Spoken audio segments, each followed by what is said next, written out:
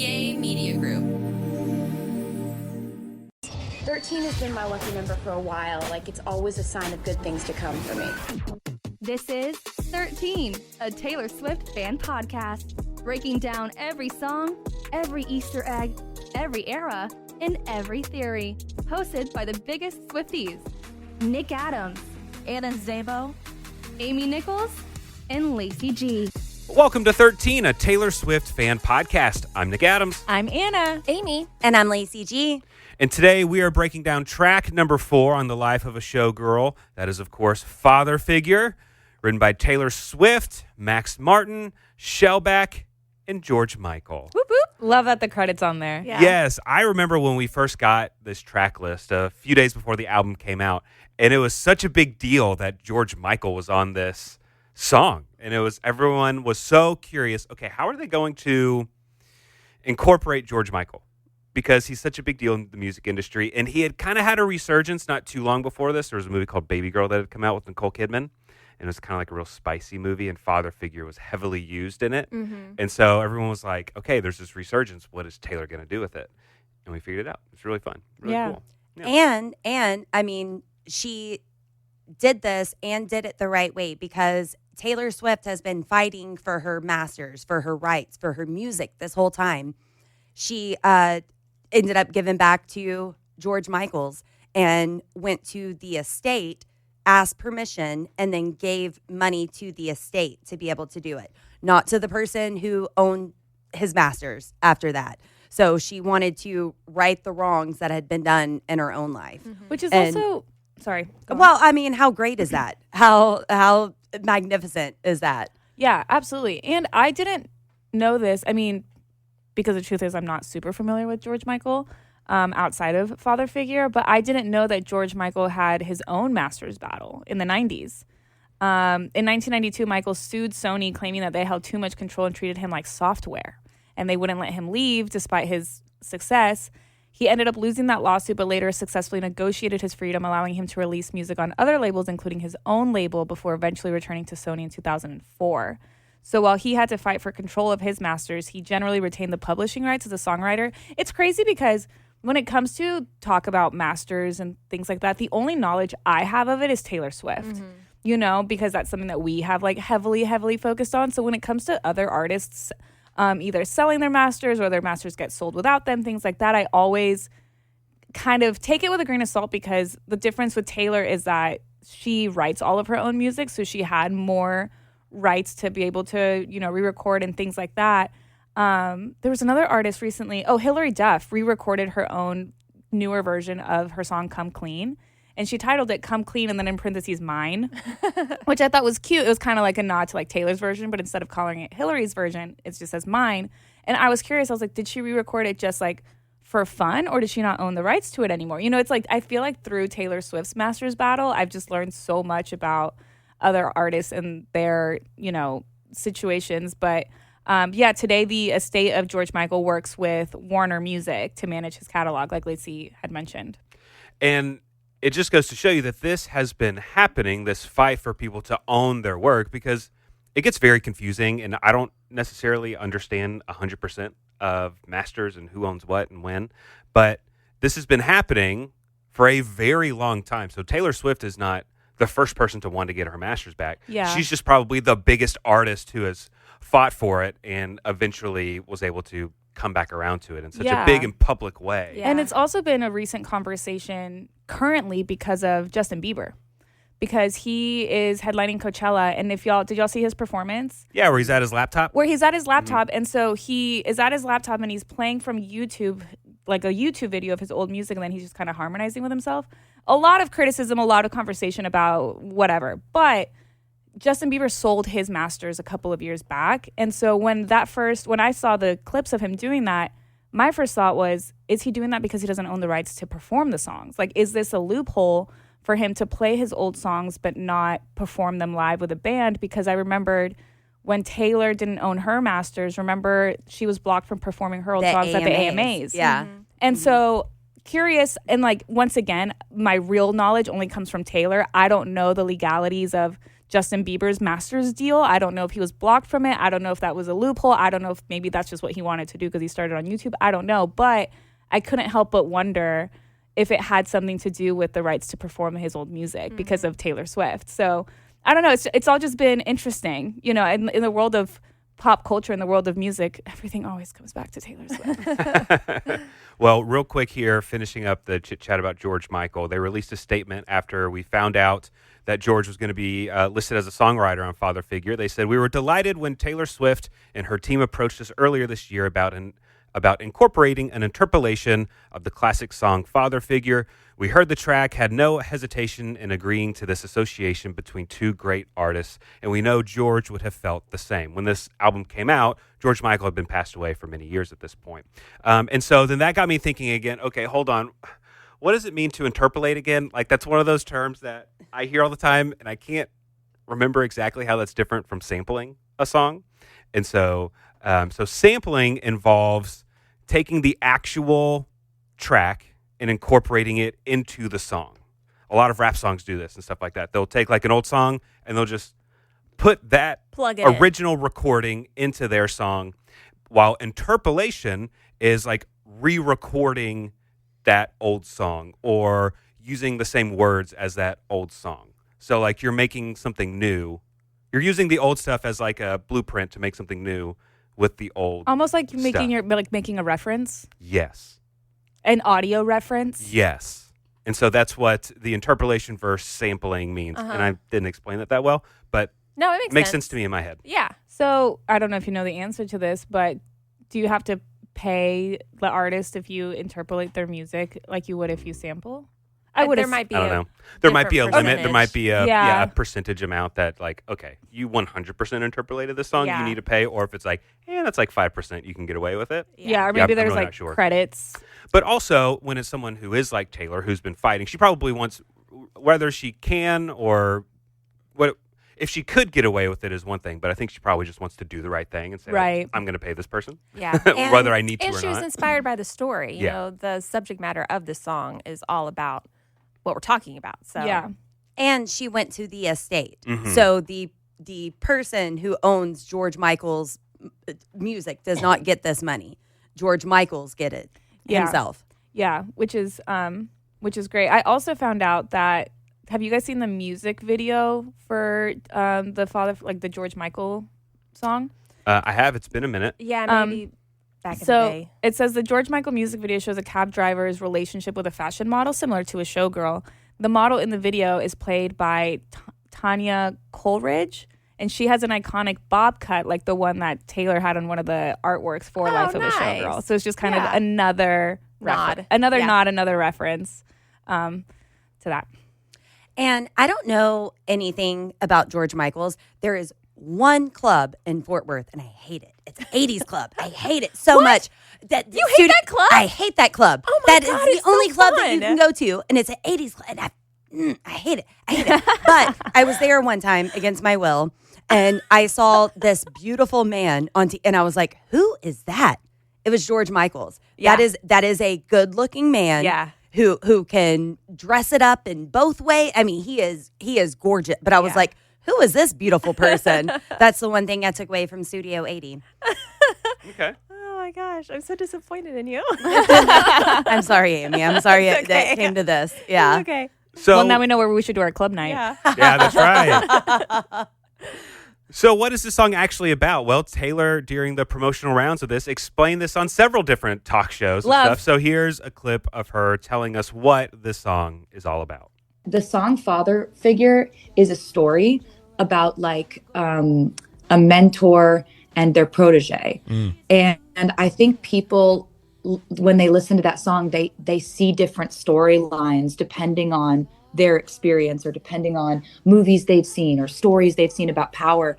And it was really, really fun to write a song about power and about, you know, kind of the idea of a protege biting the hand that feeds them and which character people relate to more. Because I relate to both of them at different times. Wonderful. So cool. Love it. Yeah. Protege, mentor.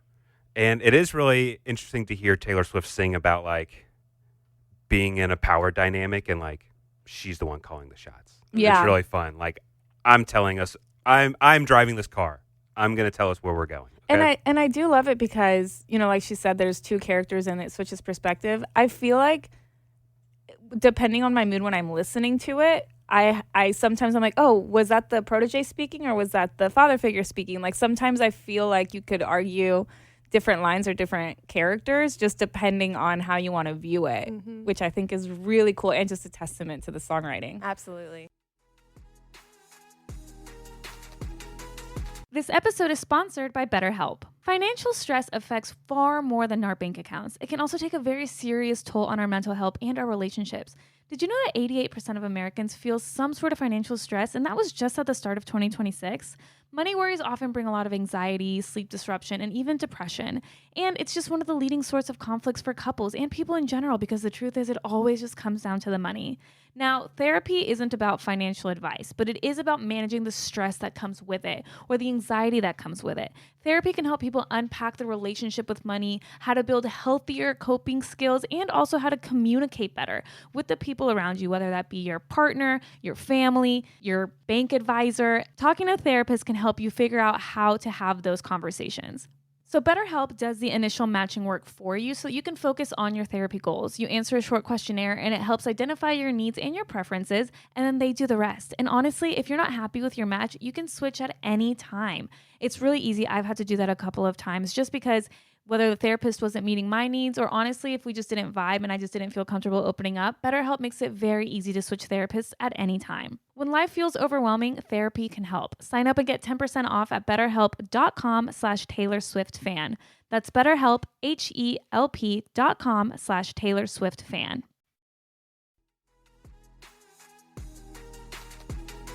And this leads us to our next clip of Taylor explaining this song, how she just said people are seeing it through the lens of different movies and art and stuff like that. Well, Taylor imagined something that inspired the song after watching something on TV.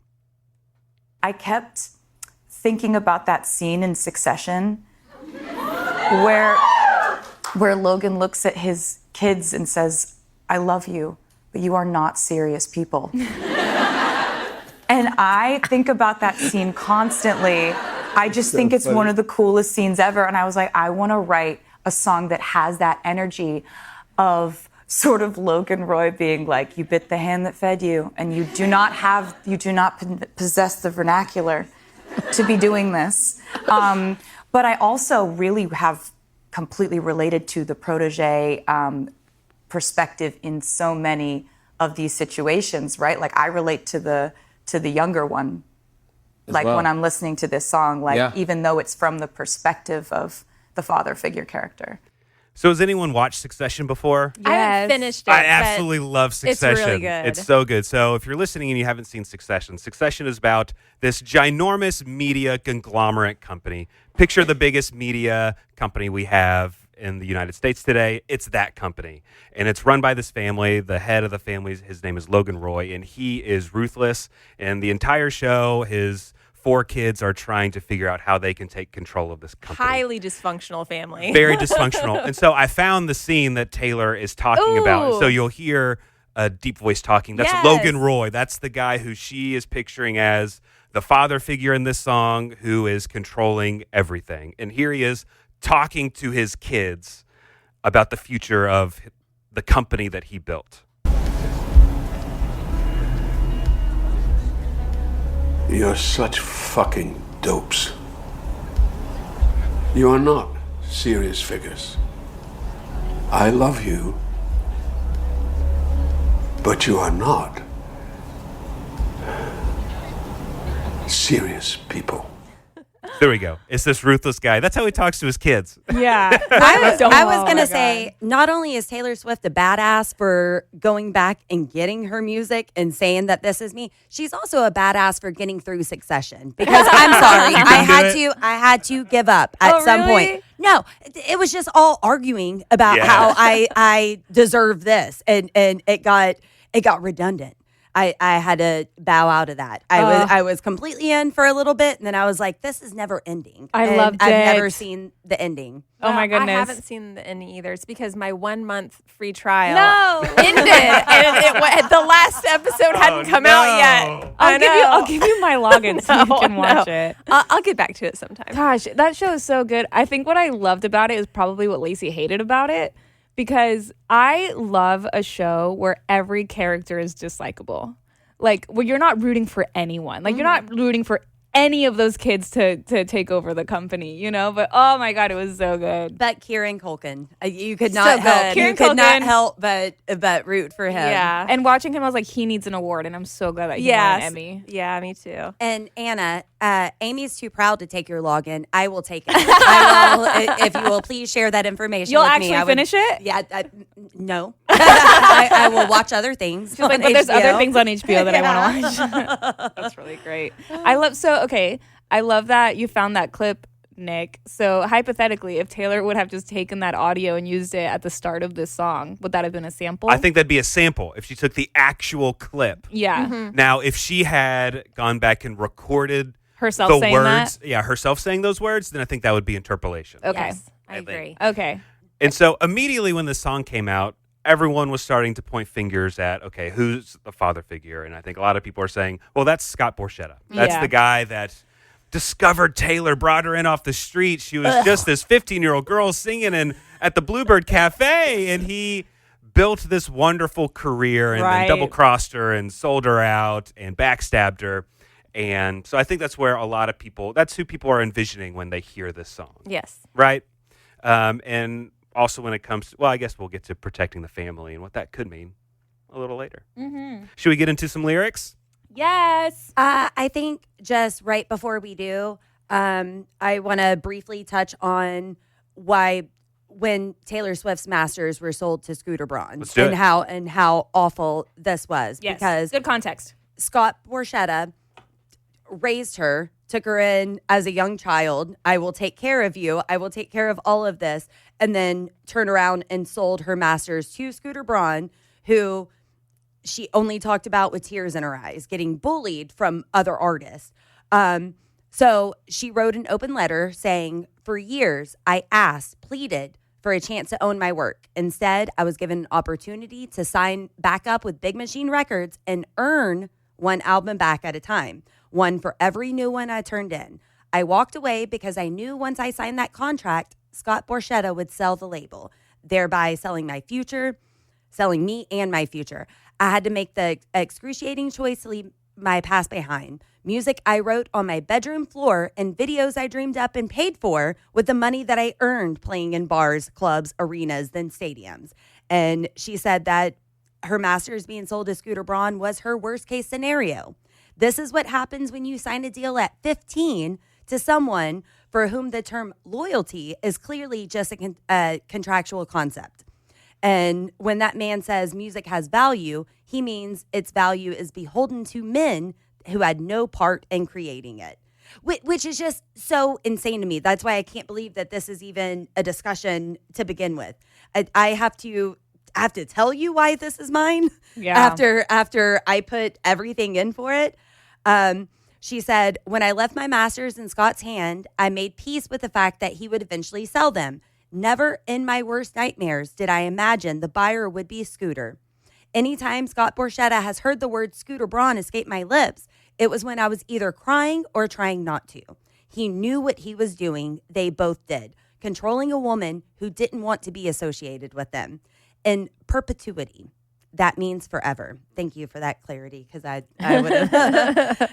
But yeah, and we've talked time and time again that Taylor has said it's been her worst moments that's made her catapult into who she is today. Yeah. But it sucks that you had to get bullied and tormented and destroyed in the process to be able to own your own stuff, to be able to stand up. So, I mean, I hate that this ever happened. Taylor, you're amazing. Agreed. You are absolutely amazing for taking back control, for doing all of this. And now we know the importance of owning your own masters. Yeah. And now, like, it's incredible to be able to talk about this now, knowing in real time that she was able to buy her masters back thanks to the Eras tour, which we all donated to. You're welcome, Taylor. Yeah, so it was such a crazy battle, and I'm curious. Well, I guess I'd have to look at the timeline. Like, do you think that she wrote Father Figure before or after she got her masters back? I think it's probably in the works, right? I mean, it was a whole process. So maybe. I mean, she sees it from both perspectives. Yeah. You know, but that was good to touch on, Lacey. And who remembers the first time hearing Father Figure and how shocked we all were over at our this listening song? party? Yeah. But what a fantastic song. What a great song. What a great message. But yeah, the first time I heard it, I was like, oh, she said dick. What a badass. All right, let's get to the lyrics of this song. She starts off by saying, "When I found you, you were young, wayward, lost in the cold." So remember, she's singing from the perspective of the father figure, talking to this protege. Yes. Pulled you into the jag, turned your rags into gold. The winding road leads to the chateau. You remind me of a younger me, and I saw potential. It's just like, even the language is just really giving like Godfather, mob boss, like, you know, the chateau, the jag, the gold. Like, it really is just leaning into that visual of like power. It's a power dynamic, and it feels sleazy off the bat. I don't know. Something about it feels sleazy. It's this slick guy who's all talk. Yeah, come on. I'll turn your rags into gold. Yeah, it gave me the ick when we were listening to it the first time. I'm like, I don't know if I like this person. Right out the gate. It sounds icky, but it also sounds promising, especially when you've never had this. Right, and that's why I'm speaking from the perspective of someone who's never had power. Yeah, totally. And especially when you think of how young Taylor was at the time, and just in this context, I don't know if Scott Borchetta at that time was a sleazy, did not mean well kind of guy. I don't know. That's the picture that's being painted about the guy in this song. I don't know if that's him, but it feels very predatory at the time too, taking advantage of someone who's just looking for a way in. And then I guess you can see her contracts and stuff she was taken advantage of too, about not knowing a whole lot about the music industry and signing her life away at such a young age. Yeah, I mean, it's definitely giving like mafia boss. I will take care of you because you're my paycheck. But in the end, I'm not really, I don't have your back at all.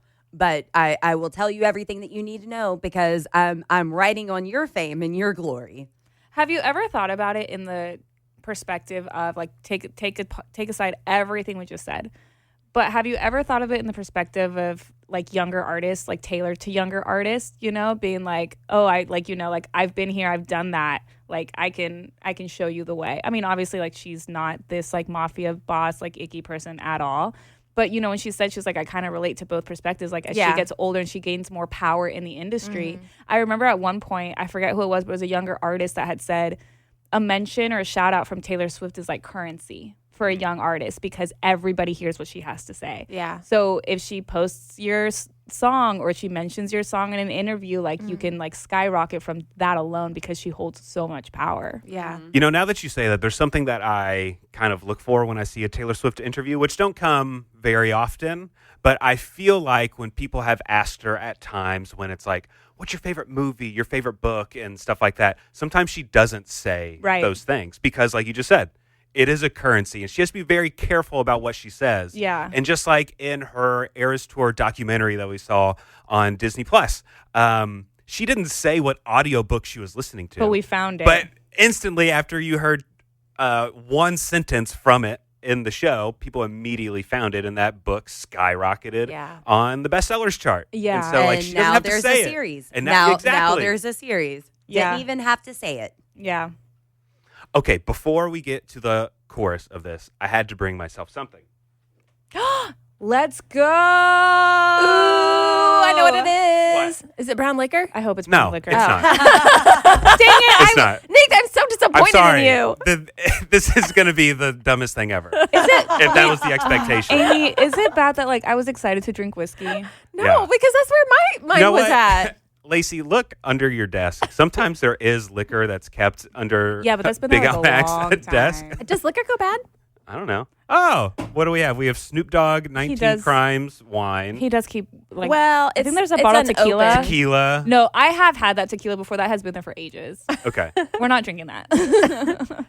Okay, well, I didn't. Okay, well, I want to know what it was. I didn't bring liquor, but I brought myself a pearl necklace because I know I'm going to have to clutch my pearls.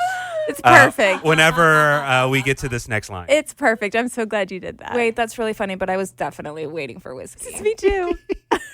Okay, Taylor kicks into the chorus, and it's one of the lines that everyone loves on this album. I'll be your father figure. I drink that brown liquor. I can make deals with the devil because my dick's bigger. Oh! Clutch my pearls.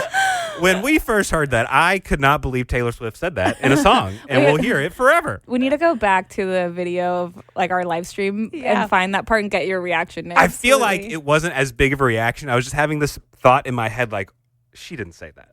I was trying to think, like, because we were listening to it and we were also reading lyrics. Mm-hmm. And sometimes when we're reading those lyrics, because the song had been out for 5 minutes at that point, the lyrics are wrong of what people are just typing online. So I'm like, did she really say that? Did I hear what I read? Yeah. And she did. And then we go to the movie. Right. We go to the movie. And it was the clean version. The clean version. That was shocking. What is the because I clean was version? like, my check's bigger. My check's bigger. Yeah. Which I love because despite this being risque talk, besides just saying dick, she's saying it correctly though. She's saying the exact same thing, whether it's dick, whether it's check. Yeah. It's power. Yeah. I've got more power than you. Absolutely. And the brown liquor, direct shot at Scott Borchetta, who owns a distillery in Tennessee, Borchetta Bourbon. Oh, I did not know that little piece Me of neither. trivia. Okay. Yeah. Either. So, I mean, she's talking fact here, not just putting in words because they fit. Yeah. Power. I have the power here. My dick is bigger. Yeah. This love is pure profit. Just step into my office. This love is pure profit. I mean, just think about that for a minute. That we're only friends because you make me money. That's it. I don't genuinely care about you. This love is pure profit. Yeah. And I just thought, this love. Is she talking about her other song? How, like, in one context, this love is a wonderful, beautiful thing. Yeah. But in this, like, this love is just for profit. Mm-hmm. Yeah.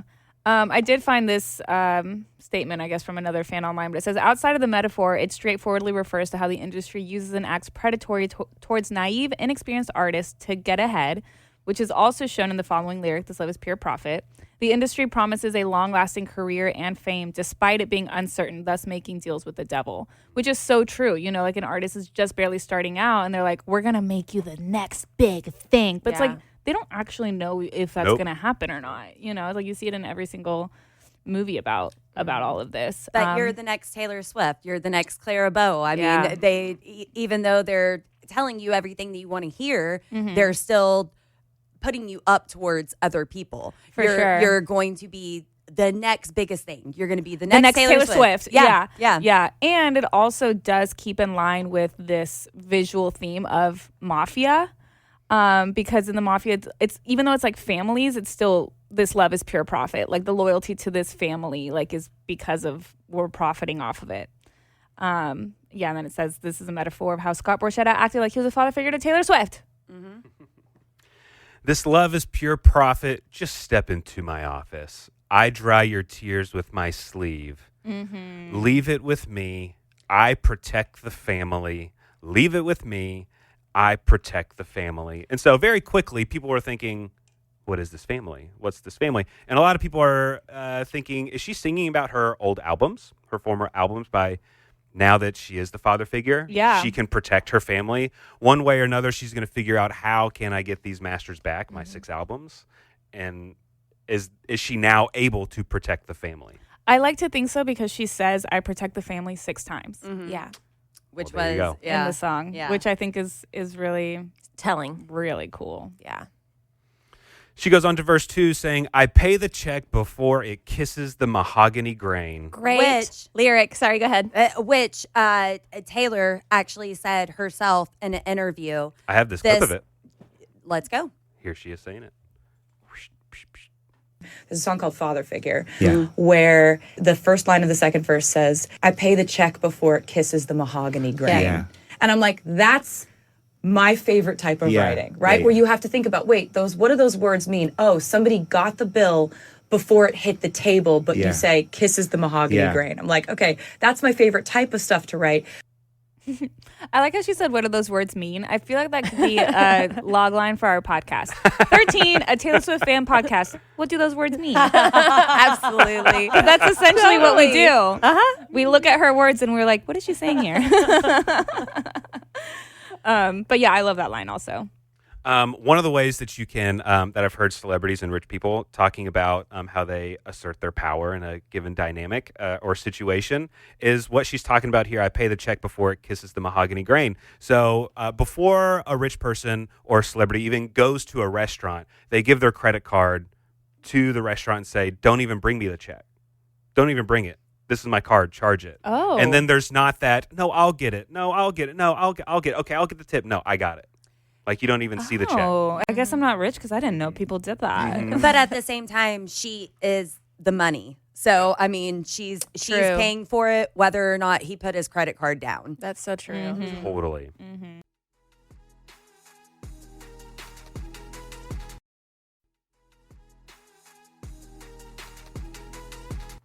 Said they want to see you rise. They don't want you to reign. Man, that to a T is the entertainment industry. 1,000%. Especially women. Especially female artists when they start to get successful. And as soon as they get successful, that's when everybody turns on them. We've seen it time and time and time again. Mm-hmm. That line I wrote down during our listening party. That line specifically. They want to see you rise. They don't want you to reign. Mm-hmm. That stuck out before Dick did. Before we even got to that. I showed you all the tricks of the trade. All I asked for is your loyalty, my dear protégé. My dear protégé. And then she gets back into the chorus here. I'll be your father figure. I drink that brown liquor. Okay. I can make deals with the devil because my dick's bigger. Clean version is checks. Yeah. I also do remember, so when we went to the movie and it was checks, and Lacey and I didn't know that was the clean version. And my friend Kristen went with us, and she was sitting next to me, and she didn't react. And I turned over to her, and I was like, isn't that funny? It says checks. And she was like, what is it supposed to say? And I was like, dicks. And she was like, oh. She had been listening to the clean version all day leading up to it, so she didn't know that was the clean version. And Cute. so when we left the movie, she listened on her drive home and she texted me. She was like, "Dick is way better." Also, I do think it's important to point out that because we talked about the brown liquor and the fact that Nick didn't bring us any, and There are 3 other people in this room. You said you brought something. I just got my hopes up. I know we were excited to drink at 9 a.m. Anyway, but I do think that there is also a stereotype, I guess, of men drinking more brown liquors, whiskeys, and things like that, whereas women tend to lean more towards tequilas and vodkas when it comes to drinks of choice, I mean, guilty. I don't really like a brown liquor. I'll drink it if somebody brings it to me, but typically I would lean more towards something fluffy. Yeah, I did something really stupid a couple of years ago.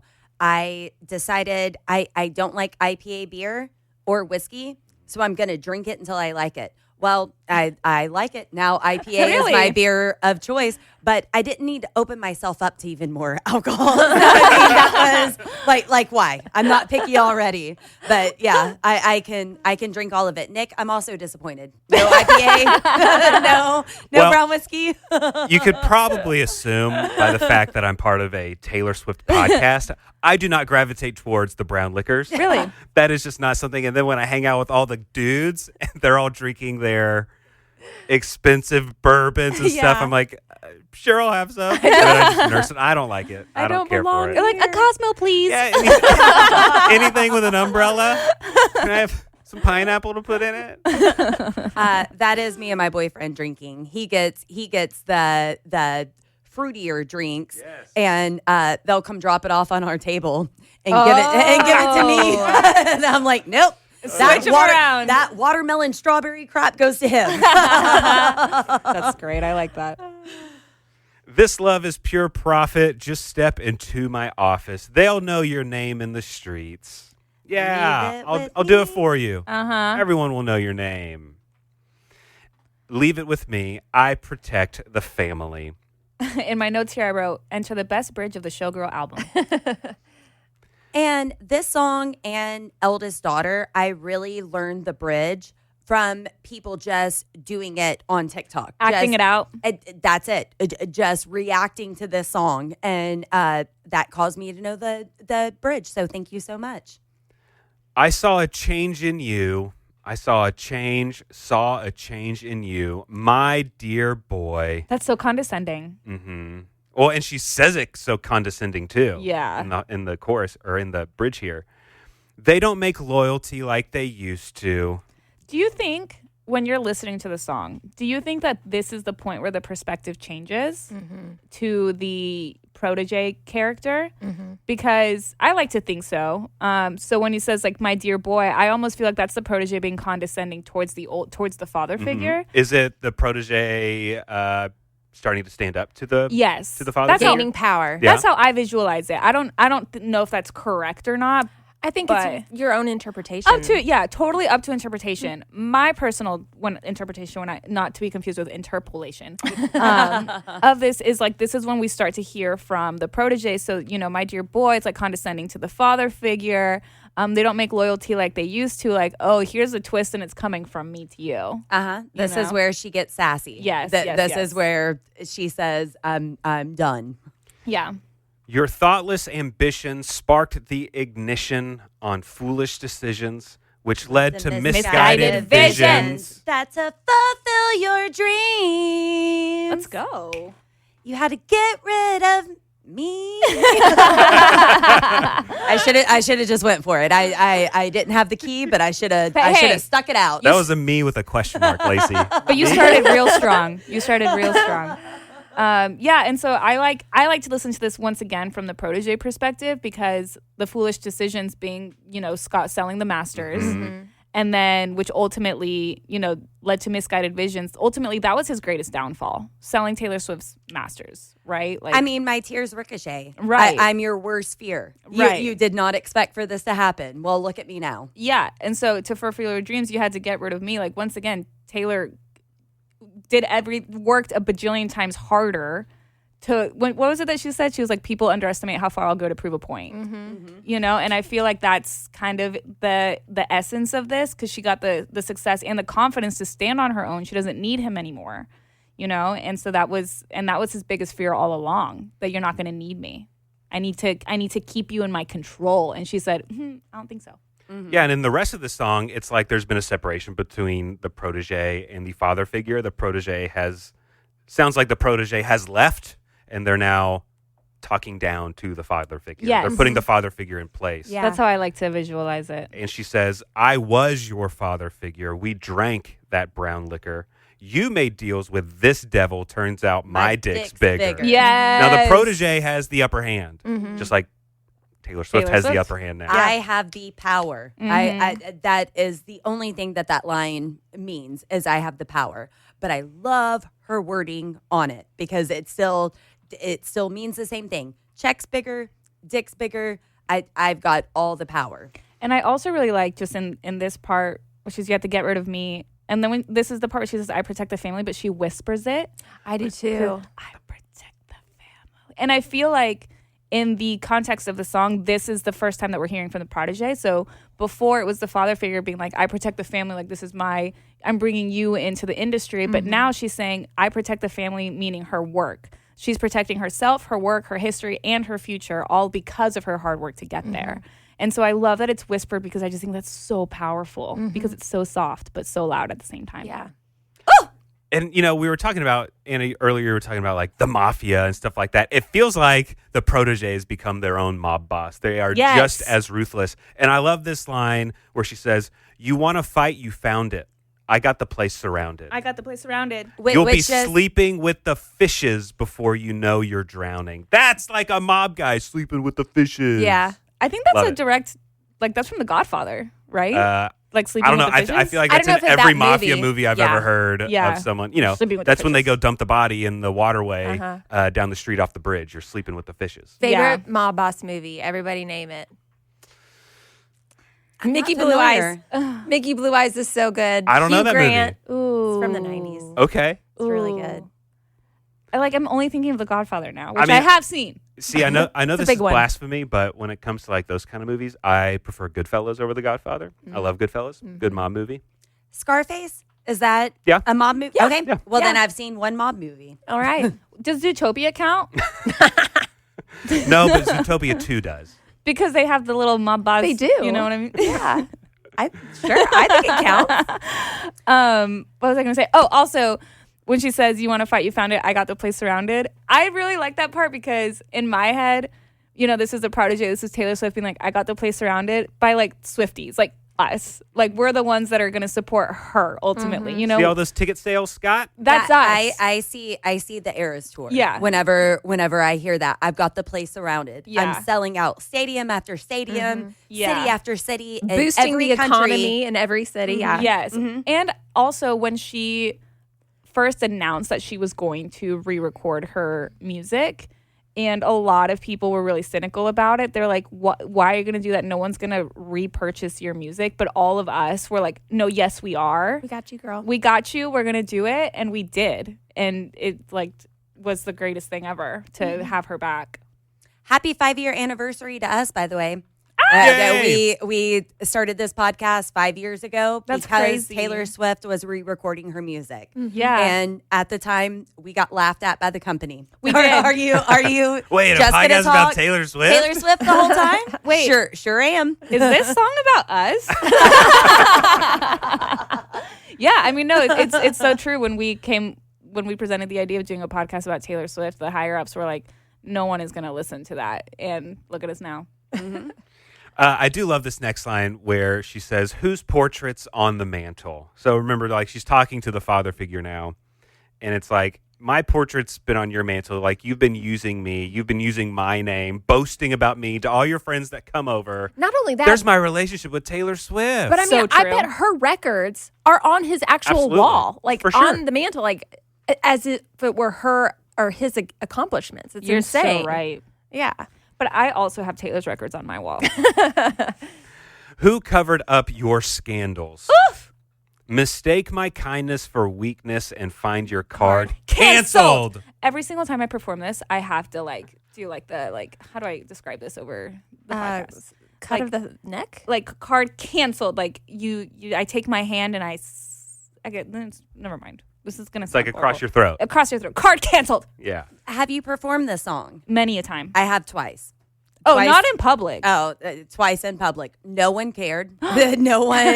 I don't think anybody was familiar, but I'm like, oh, I can sing whatever I want. Ooh. Definitely this. Definitely this. Great choice. Great choice. If we ever do Taylor Swift karaoke, this is a great one. I was your father figure. You pulled the You wrong pulled trigger. The wrong trigger. This empire belongs to me. Which is just her post once she got her master's back. This all this work is mine. This all belongs to me. And I was working that day.